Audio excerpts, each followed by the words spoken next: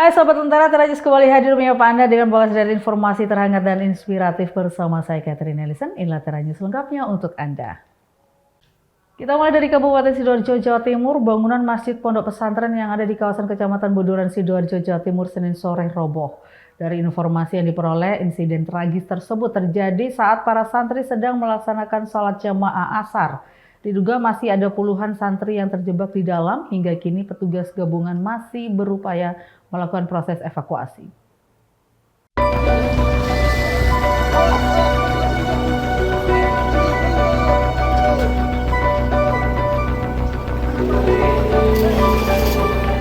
Insiden tragis menimpa sebuah bangunan masjid milik pondok pesantren yang ada di Kecamatan Buduran, Sidoarjo, Jawa Timur, Senin sore.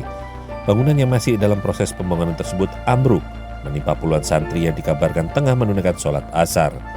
Petugas gabungan dari Basarnas, Damkar, TNI, Polri, dan relawan diterjunkan ke lokasi untuk melakukan evakuasi bangunan yang ambruk. Selain itu, belasan ambulans dan berbagai elemen disiagakan di lokasi kejadian. Ada aktivitas apa Pak di dalam? Ngecor. Ada banyak santri Pak di dalam? Wah, kurang tahu saya. Saya posisi di rumah. Memang semalam ada santri yang izin saya mau ada kendaraan mau ngecor. Ngecor ya. Nggak tahu posisi yang dicor yang bagian mana kita nggak tahu. Ini bangunan udah lama atau bagaimana Pak? Sepanjang Bapak? Ini bangunan sekitar 2 tahun mungkin yang baru ini. Pak, tadi pada waktu mau ambruk itu ada suara, Kita nggak tahu. langsung Saya tiba-tiba? posisi di rumah, sepertinya ada suara gemuruh dan ada getaran saya. Langsung seperti keluar? ada gempa gitu, saya kaget kan. Baru keluar ada banyak debu itu, waduh pondok gitu. Dari keterangan Ketua RT setempat, saat insiden terjadi, ia tengah berada di rumah yang tak jauh dari lokasi kejadian. Tiba-tiba, ia mendengar suara bergemuruh, disertai goyangan seperti gempa saat peristiwa naas tersebut terjadi. Hingga kini proses evakuasi tengah berlangsung. Pihak pondok pesantren dan pihak pemerintah Kabupaten Sidoarjo masih belum bisa memberikan keterangan secara resmi terkait insiden tersebut. Alan Sori melaporkan untuk Lentera TV. Masih dari Sidoarjo, Jawa Timur, dengan memadukan antara kelezatan Nusantara dengan sentuhan modern yang memukau, seorang juru masak restoran di Sidoarjo, Jawa Timur mengkreasikan bandeng hot plate sambal ijo dengan sayur bali kalasan. Penasaran seperti apa? Berikut liputan selengkapnya untuk Anda.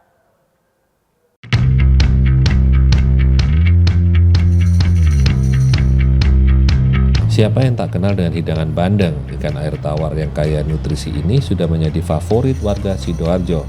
Namun di tangan kreatif koki restoran sebuah hotel di Sidoarjo, Jawa Timur, bandeng disulap menjadi sesuatu yang luar biasa. Ikan bandeng yang biasa diolah dengan bumbu itu saja, kini disajikan di atas hot plate yang masih berasap dan menciptakan sensasi sendiri. Kenikmatan ini semakin lengkap karena di sisi hot plate terhampar limpahan sambal hijau yang segar. Sambal hijau ini bukan sembarang sambal, dibuat dari cabai hijau segar, tomat, bawang merah, dan aneka rempah. Sambal ini memberikan tendangan pedas yang pas. Cara membuat bandeng hot plate cukup mudah. Cukup siapkan bahan ikan bandeng dan aneka bumbu rempah. Selanjutnya daging bandeng diiris tipis-tipis, baluri dengan tepung lalu goreng hingga matang. Sebagai penyeimbang, hidangan ini ditemani sayur bali kalasan yang terbuat dari kacang panjang dengan bumbu kalasan yang kaya rempah. Tekstur sayuran yang lembut dengan kuah kental dan creamy ini memberikan kehangatan dan rasa yang menenangkan. Rasanya dari bandengnya sendiri itu lembut, lalu sausnya itu kerasa gurih, lalu pedas juga dari cabai hijaunya, jadi rasanya sangat pas perpaduan bandeng sama saus cabai hijau ini gitu. Wajib dicoba sih ini, apalagi sama sayur kalasannya yang mantap perpaduannya. Yang baru dimasak ini menu bandeng hot plate ya, kita padukan antara masakan Indonesia, Chinese sama Western. Kita combine jadi satu, jadi bandeng hot plate cabai hijau. Kenapa pilih bandeng? Kenapa pilih bandeng? Satu, kita berada di Sidoarjo, karena ciri khas Sidoarjo itulah adalah bandeng. Kita kreasikan bandeng itu menjadi bandeng hot plate cabai hijau dengan tanpa duri, yang ditujukan untuk biasanya anak-anak nggak mau makan ikan banyak durinya. Kita kreasikan bandeng cabai hijau tanpa duri. Hidangan ini membuktikan kuliner Indonesia terus berkembang, menggabungkan tradisi dengan inovasi. Bandeng hot plate sambal hijau dengan sayur balik alasan bukan hanya sekedar makanan, melainkan sebuah karya seni yang memadukan keindahan visual dengan kenikmatan rasa. Untuk satu porsi, menu bandeng hot plate ini dibanderol dengan harga Rp75.000 saja. Alan Suri melaporkan untuk Metro TV.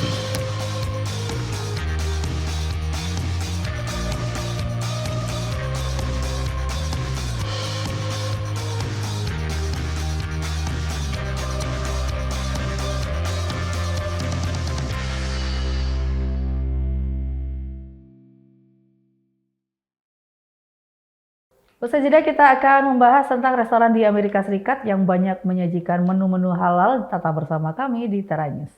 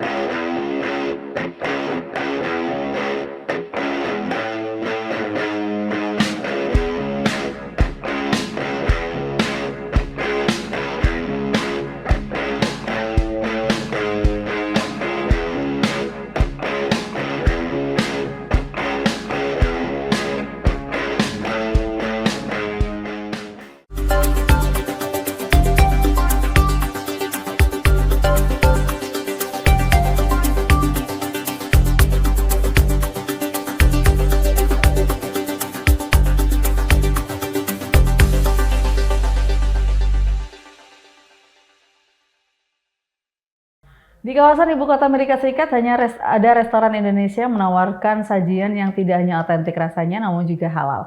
Arta Harini Indonesia Restoran adalah restoran yang bisa menjadi pilihan kuliner halal bagi warga muslim di ibu kota Amerika Serikat.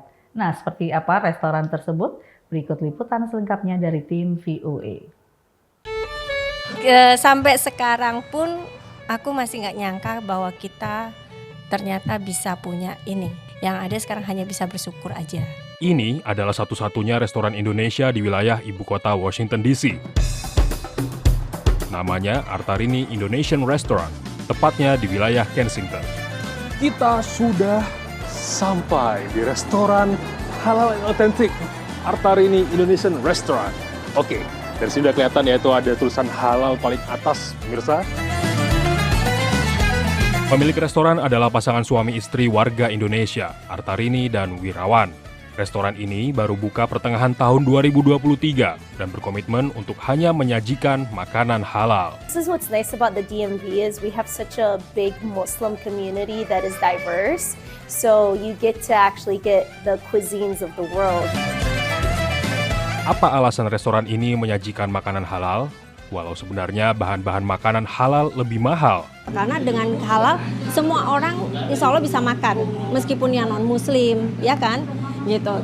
Yang nggak hanya muslim doang yang bisa makan halal kan, tapi non muslim juga bisa, gitu. Awalnya pasangan ini kesulitan permodalan. Mereka harus merelakan menjual mobil pribadi, bahkan mereka mencairkan dana asuransi jiwa mereka sebagai modal awal. Akhirnya kita ambil itu life insurance, kita jual food truck, kita jual mobil. Kita ambil ini. Sebelum akhirnya bisa memiliki restoran sendiri, Artarini melayani usaha catering sejak tahun 2004 silam. Pelan-pelan usahanya berkembang dan semakin dikenal, dan sejak melayani catering pun, Artarini sudah menyajikan makanan halal. Catering Artarini juga dipercaya untuk menyajikan hidangan Indonesia di berbagai acara internasional di Washington DC, seperti pada acara Bank Dunia, IMF, dan juga pernah diminta untuk menyediakan makanan untuk Presiden Jokowi saat acara kunjungan ke Amerika. Dapat pesanan, tapi kan itu melalui KBRI ya. Jadi kalau dibilang masak untuk beliau itu sebenarnya udah 3 kali. Tantangan lain selain menyediakan makanan halal, karena restoran ini hanya menyajikan makanan Indonesia, masalah bumbu-bumbu juga harus kerja ekstra. Wah, komplit ya. Ini nyari-nyari bahan gini nggak susah, Mbak, di Amerika, Mbak? Nyari tempat. Jadi kita tuh susahnya kalau menu Indonesia, kita tuh menclok-menclok gitu loh belanjanya. Jadi nggak bisa satu tempat. Sekarang saatnya saya kembali merasakan masakan otentik Indonesia di Amerika. Dan di saat Ramadan, rasanya jadi sangat istimewa. Ada rawon, mendoan, ada perkedel juga coy. Nah, memang ini bulan puasa menggugah selera sih ya. Apalagi kalau lagi puasa. Mari kita makan. Dari Washington DC, saya Tarsir Ziman dan tim VOA. Diplomasi kuliner kerap digunakan dalam mempromosikan Indonesia di luar negeri, termasuk di Amerika Serikat. Batik restoran yang menyajikan kuliner Indonesia di Rego Park, Queens, New York ternyata kerap menjadi pilihan warga Amerika Serikat untuk merasakan kuliner khas Indonesia. Halo. Yang ini Malaysian side, ini semua prepnya di sebelah sini. Terus ini Indonesian side. So, ini telur kare, ada kale, ini orek-orek tahu tempe, ini ayam buat pangsit mie untuk mie ayam. Berangkat dari kecintaan Joanna Cravinho terhadap Indonesia dan berbekal pengalamannya mengelola bisnis catering di Surabaya selama 21 tahun, ia merintis bisnis restoran awal tahun ini. Cuisine is of course one of the best way to connect. So the key here is the connection. On the opening of this very nice restaurant, I think the name that you chose, Batik, is a testament of your spirit, your attachment to our home country of both Malaysia and Indonesia.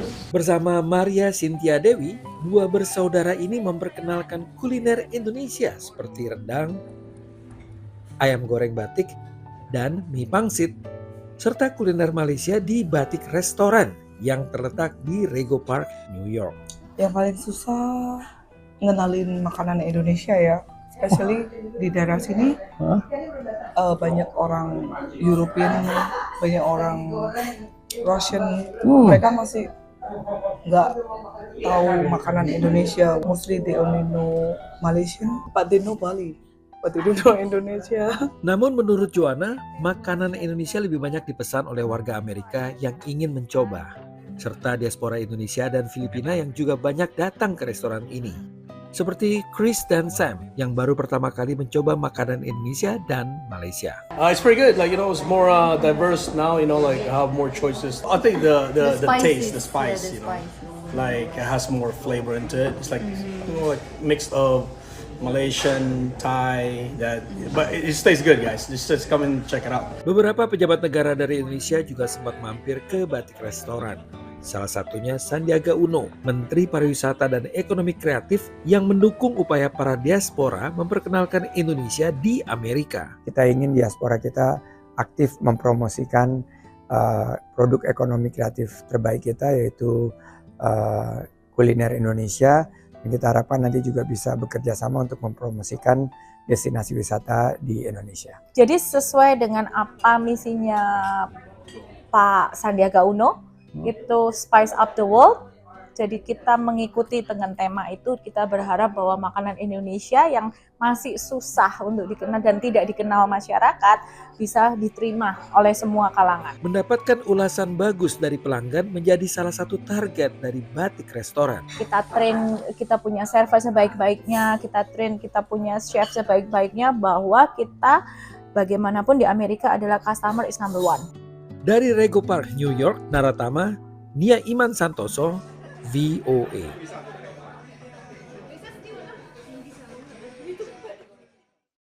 Usai jeda kita akan membahas tentang kemampuan teknologi kecerdasan buatan untuk membantu mencegah penyelundupan obat terlarang di Amerika. Tetap bersama kami di Tara News.